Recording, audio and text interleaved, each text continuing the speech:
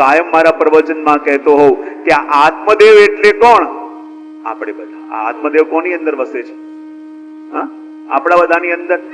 અને આત્મદેવ જ્યારે આજે વનમાં જવાના છે અને પૂછે છે કે વનમાં જઈને હું શું કરું, તો આપણે બધાએ પણ જીવનમાં વનમાં તો આવવું જ પડે છે કે નહીં? હા કે ના તો પાડો. ઈચ્છા હોય કે ન હોય પણ વનમાં આવું. જ્યાં 50 પૂરા થયા આગળ શું આવે? 51, પછી 52, પછી 53. વનમાં પ્રવેશ થઈ જાય.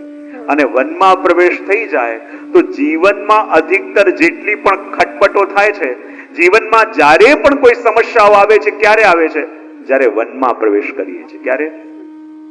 જો જીવનનો દરેક પાસો અને ફેસ બદલાય તો એના કેટલાક પ્રિન્સિપલ પણ બદલાય કે ન બદલાય? હા કે ના તો પાડો. પાછળવાળા, જીવનમાં અલગ અલગ ફેસ બદલાય તો અલગ અલગ ફેસમાં ફોલો કરવાના રૂલ્સ પણ બદલાય કે ન બદલાય? પાછળવાળા શું કે સમજ ના આવી પડી? બદલાય કે ન બદલાય? શું બદલાય? શેના રૂલ્સ? બહુ સરસ. આ સાઈડ વાળા બદલાય કે ન બદલાય? બહુ સરસ. આપણે બદલાયા કે ન બદલાયા? ના. અરે વાહ. કહેવાનું તાત્પર્ય એટલું કે જેમ જેમ લાઈફના અલગ અલગ ફેસ બદલાય, આપણે અલગ અલગ લાઈફના ઝોનમાં આવીએ ને તો ત્યાંના ક્રાઇટેરિયા થોડા ચેન્જ થાય અને એને અનુરૂપ આપણે આપણા જીવન જીવવાના સિદ્ધાંત ન બદલીએ તો ન ચેનથી રહીએ ન બીજાને રહેવા. હવે કેવો સરસ અવાજ આવ્યો. તો અહીંયા આત્મદેવ પૂછે છે કે વનમાં જવું તો ખરા, પણ વનમાં જઈને કેવી રીતે રહું? સંક્ષિપ્તમાં આ શ્લોકને સમજી લઈએ, જેનું વર્ણન કરતા અહીંયા ગોકર્ણજી મહારાજ કહે છે. અને જો બહુ સુંદર રીતે સમજાયો કે જો પિતાજી જ્યારે વનમાં પ્રવેશ કરો અને વનમાં જઈએ ત્યારે આટલી વસ્તુ ધ્યાનમાં રાખવાની. સૌથી પહેલા કહ્યું ધર્મ ભજસ્વ સતતમ ત્યજ લોક ધર્માન. જ્યારે 50 ક્રોસ કરી દઈએ પછી ઘરમાં શું ચાલી રહ્યું છે, ઘરમાં બાળકો શું કરી રહ્યા છે, ઘણીવાર જોઈને પણ આંખ આડા કાન કરતા શીખી જવું. કેમ આટલી બધી ખુશી ચહેરા પર દેખાય છે?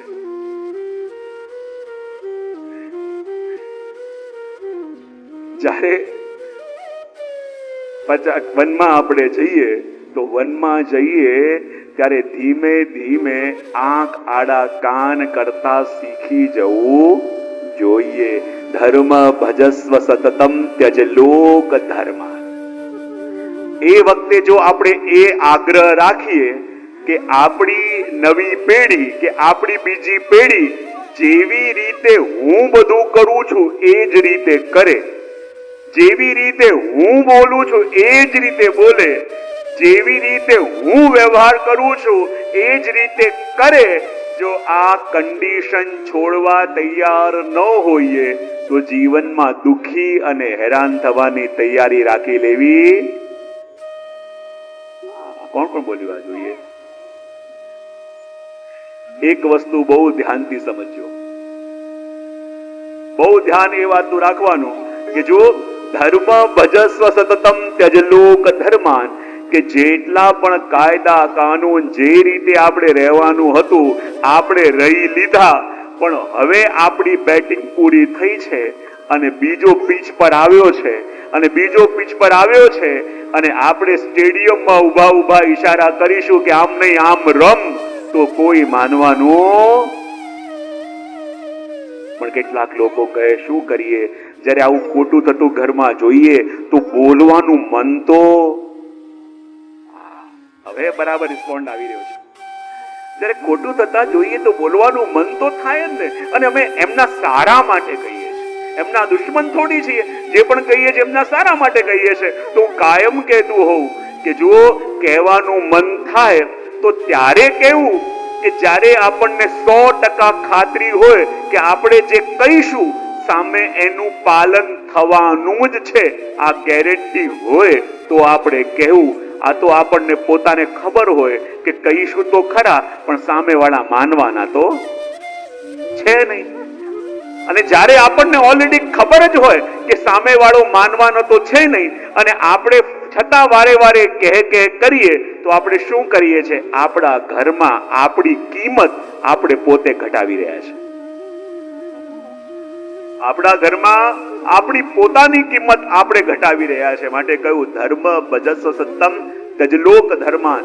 બોલે આપણે જેટલું કરવાનું હતું એ કરી લીધું છે, હવે આગલી પેઢીને જવાબદારી સોંપો અને આપણે જેમ કરીએ એ જ રીતે એ કરે એવી કન્ડિશન ન રાખે. આપણી કાર્ય પદ્ધતિ અલગ હતી અને એમની કાર્ય પદ્ધતિ અલગ છે. આપણે જો આ કન્ડિશન રાખીશું ને કે હું જેમ કરું એમ જ થવું જોઈએ, એ ક્યારે થવાનું નથી અને ખાલી ઘરમાં વિખવા સિવાય બીજું કંઈ થવાનું નથી. માટે કહું ધર્મ ભજસ્વ સત્તમ તજલોક ધર્માન સેવસ્ય સાધુ પુરુષાન જહી કામ તૃષ્ણા. અને અધિકથી અધિક સમય ભગવત કાર્યોમાં, ભગવત સત્સંગમાં, ભગવત ભક્તોની સેવામાં વ્યતીત કરવું. અને કેવી રીતે? જહી કામ તૃષ્ણા, મનમાં અપેક્ષાઓ રાખવી નહીં. કારણ કે જેની અપેક્ષાઓ પ્રબલ એના દુખી થવાના ચાન્સ ડબલ. આ સૂત્ર બોલી જાઓ જરા. જેની અપેક્ષાઓ પ્રબલ એના દુખી થવાના ચાન્સ, હજી ભાવથી બોલો, જેની અપેક્ષાઓ પ્રબલ એના દુખી થવાના ચાન્સ ડબલ.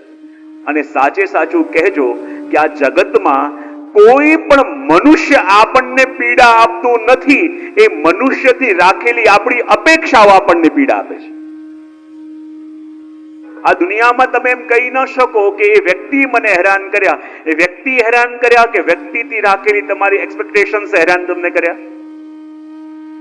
માણસ આપણને હેરાન કરે છે કે માણસથી રાખેલી આપણી અપેક્ષાઓ આપણને દુખી કરે છે? કોણ દુખી કરે છે? આપણે અજાણતા એમ રાખી લઈએ છીએ કે મેં પેલા લોકોને એટલા સાચવ્યા, મેં એટલું ધ્યાન રાખ્યું, તો એણે પણ મારું ધ્યાન રાખવું. મેં એના માટે આટલું કર્યું તો એણે પણ મારા માટે આટલું કરવું. આ એગ્રીમેન્ટ બંને તરફનો હતો કે ખાલી આપણો વ્યક્તિગત? આજે મનોમન આપણે એગ્રીમેન્ટ બનાવી લઈએ છીએ, એમાં બંનેના સિગ્નેચર હતા કે એકલા આપણા? સામેવાળાને તો ખબર પણ નથી કે આપણે મનમાં આ એગ્રીમેન્ટ કરીને બેઠા છીએ કે હું એના માટે જેટલું કરું એટલું એણે પણ આપણા માટે કરવું જોઈએ. આપણે આપણું બેસ્ટ આપી દો, પછી સામેવાળો કરે કે ન કરે એ કન્ડિશન આપણે કોઈની ઉપર થોપી ન શકાય. આપણે કર્યું એ આપણી ખાનદાની, હવે એણે પણ એ વસ્તુ કરવી જોઈએ એ અપેક્ષા રાખીને બેસશો તો દુખી થવા સિવાય બીજું કોઈ કાર્ય હાથમાં થવાનું નથી. માટે કહી દીધું કે જહી કામ તૃષ્ણાઓ, અપેક્ષાઓ જેટલી પ્રબળ હશે દુખી થવાના ચાન્સ ડબલ થશે. માટે અપેક્ષા રાખવી. અને આનો સાર તમને કહી દઉં ને, શ્લોકનો સાર એટલું છે કે આંખોમાં વિકાર નહીં. જરા સૂત્ર બોલી દેજો. આંખોમાં વિકાર નહીં, મનમાં ધિક્કાર નહીં. મનમાં ધિક્કાર નહીં, અંતરમાં અંધકાર નહીં. અંતરમાં અને જીભમાં તિરસ્કાર નહીં. આટલી વસ્તુ આવી જાય તો આપણે જ્યાં હોઈએ ને એ જગ્યા વૃંદાવન બની જાય. આપણે વૃંદાવન જવું ન પડે. પણ આ વસ્તુ થતી નથી, માટે સમસ્યા થાય. અને જ્યારે આત્મદેવ ગયા વનમાં 10મ સ્કંદનો પાઠ કરી, એમણે પોતાના આત્માનું કલ્યાણ કર્યું અને હવે તો ઘરમાં કોઈ કહેવા વાળું ન રહ્યું. અને માં પણ પીડિત થઈ કૂવામાં કૂદીને પોતાને સમાપ્ત કરી લીધી. 5 વેશ્યાઓને હવે ધુંધકારીએ પોતાના ઘરમાં રાખી લીધી અને એમને પ્રસન્ન કરવા માટે ગામમાં ચોરીઓ કરવા લાગ્યો. અને એકવાર તો રાજાના ઘરમાં ચોરી કરી, એને એટલું દ્રવ્ય લઈને આવ્યો અને દ્રવ્યના ઢગલા કરી દીધા. પેલી વેશ્યાઓ પૂછવા લાગી, આટલું બધું ધન ક્યાંથી લઈને આવ્યો?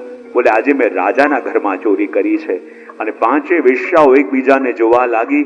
પેલા તો ગામમાં ચોરીઓ કરતો, પણ આજે તો રાજાના ઘરમાં ચોરી કરી છે. અને રાજાના ઘરમાં ચોરી કરી છે તો આજ નહીં તો કાલ આ પકડાશે જરૂર. અને આ પકડાયો તો આપણે પણ બચીશું નહીં. તો શું કરીએ? એવું કરીએ, એનું ધન લઈ લઈએ અને જ્યારે રાતે સૂતો હોય એને મારી નાખીએ. જો આ ઇન્દ્રિયોના વિષય છે, જેને સંતોષવા માટે માણસ આખી જિંદગી દોડે અને અંતમાં આપણને મારે છે, તો કોણ મારે છે? એ જ ઇન્દ્રિયોના વિષય મારે છે. ધુંધકારી સૂતો હતો, આ પાંચે વેશ્યાઓ એના ગળામાં ફાંસો નાખ્યો, એના પ્રાણ ન નીકળ્યા તો જલતા ગરમ ગરમ અંગારા લઈને ધુંધકારીના મુખમાં નાખ્યા અને તડપી તડપીને ધુંધકારીની મૃત્યુ થઈ અને અડધી બળેલી લાશને ઘરની બાજુમાં ખાડો ખોદીને દાટી દીધી.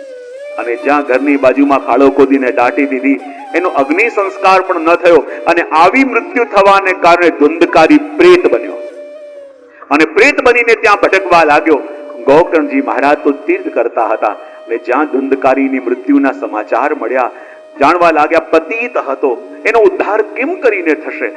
વિચાર કર્યો, હું ગયાજીમાં જઈને શ્રાદ્ધ કરું, ગમે તેવો અધમ જીવ કેમ ન હોય, ગયા શ્રાદ્ધ થાય તો એનો ઉદ્ધાર થઈ જાય. ગયાજીમાં જઈને શ્રાદ્ધ કર્યું અને પાછા પોતાના ઘરે આવીને જ્યારે બેઠા હતા અને એ જ વખતે પ્રેત રૂપે પડતો ધુંધકારી અલગ અલગ આકાર અને આકૃતિમાં દેખાવા લાગ્યો. ગોકર્ણજી સમજી ગયા કોઈ દુર્ગત જીવ લાગે છે. જલ અભિમંત્રિત કરીને છાંટ્યું, પૂછ્યું, બતા તું કોણ છે? ભૂત પ્રેત પિશાચ કોણ છે? અને ત્યારે રુદન કરવા લાગ્યો કે હું બીજો કોઈ નહીં, તમારો ભાઈ ધુંધકારી છું. મારા કર્મોને કારણે આ ભયંકર પ્રેત યોની મને મળી છે અને એમાં મને બહુ પીડા થઈ રહી છે. કંઈક ઉપાય કરો કે મારો ઉદ્ધાર થાય.